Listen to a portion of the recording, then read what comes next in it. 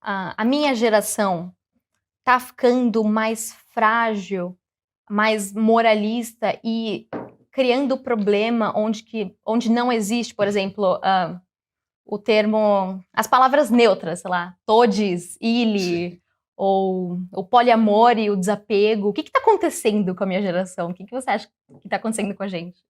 Olha, e a gente sempre deve tomar cuidado com generalizações, né? O conceito de geração é uma invenção do marketing americano, né?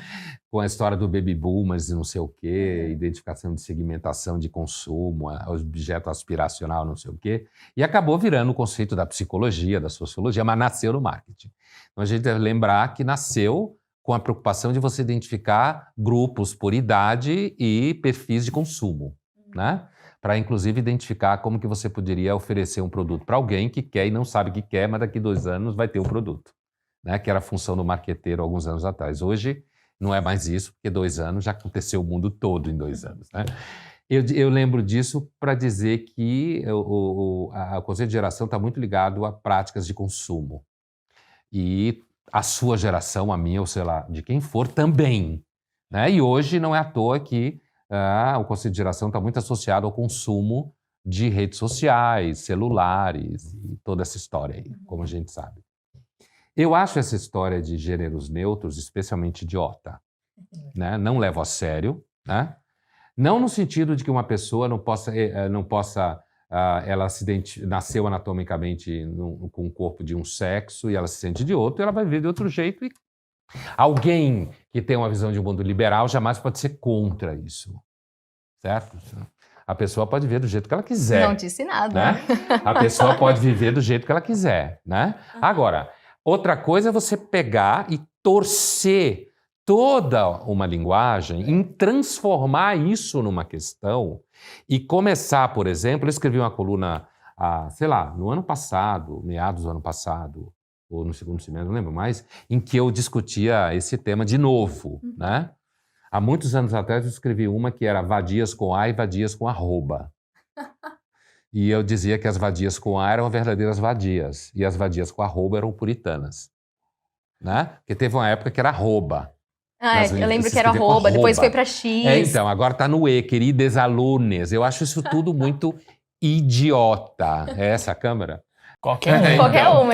Eu acho isso muito bobo, tá? Acho que isso ocupa um espaço de questões que têm a ver, inclusive, com desigualdade social, violência, das pautas de esquerda, eu estou falando especificamente, né?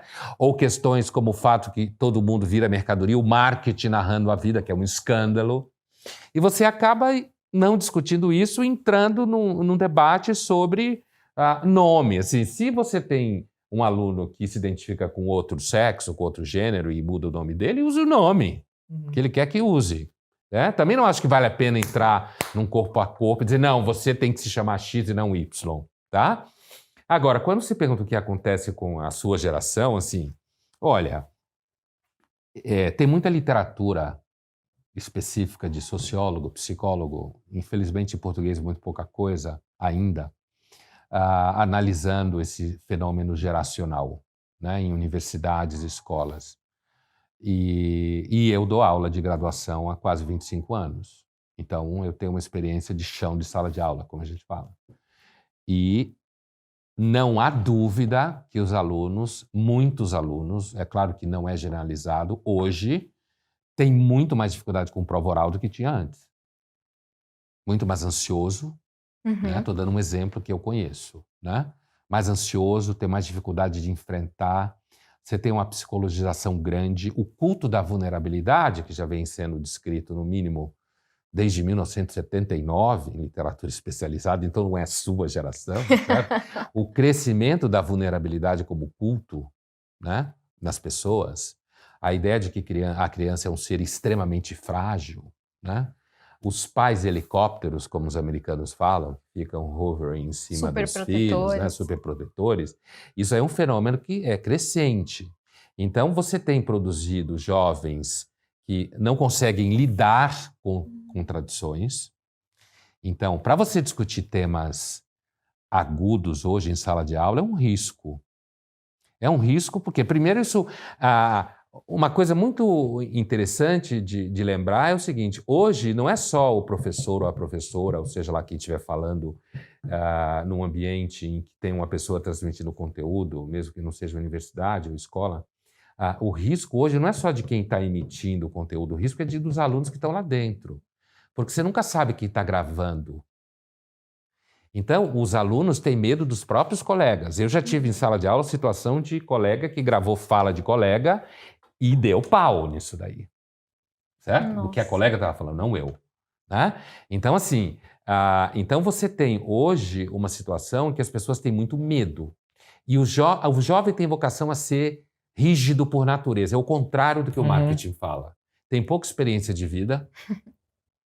Principalmente aqueles de classe média para cima sofreram pouco, no geral. Não foram expostos a muitos fracassos. Você só ganha jogo de cintura quando se dá errado em algumas coisas, né? Então, a ideia de que o jovem seja mais tolerante é um engodo clássico, é o contrário. Você tende a ser mais tolerante quando você descobre que na sua vida você fez muita merda.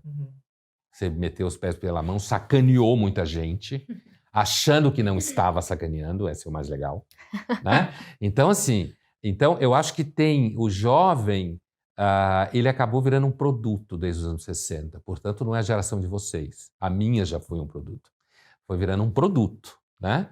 E quando você vai na literatura russa, você descobre que essa discussão já aconteceu no 19 na Rússia, sobre jovens, né? Livro Pais e Filhos do Turgenev.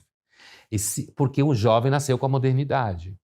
A ideia daquele que conhece mais, que está em dia com a técnica, em dia com a ciência, e quem nasceu antes não sabe nada.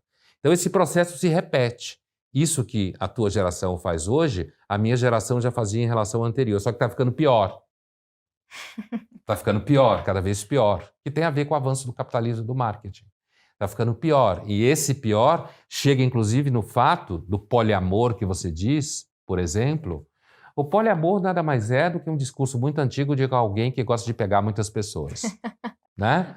E só que o poliamor está embutido a ideia de que eu sou assim porque eu sou mais evoluído. Essa é a mentira. Eu sou assim porque eu sou mais promíscuo. Né? Melhor ainda se eu pegar uma parceira que aceitar a ideia mesmo que ela não goste. Certo? Eu tive uma residente no MIS alguns anos atrás que fez um documentário sobre isso bem interessante. Né?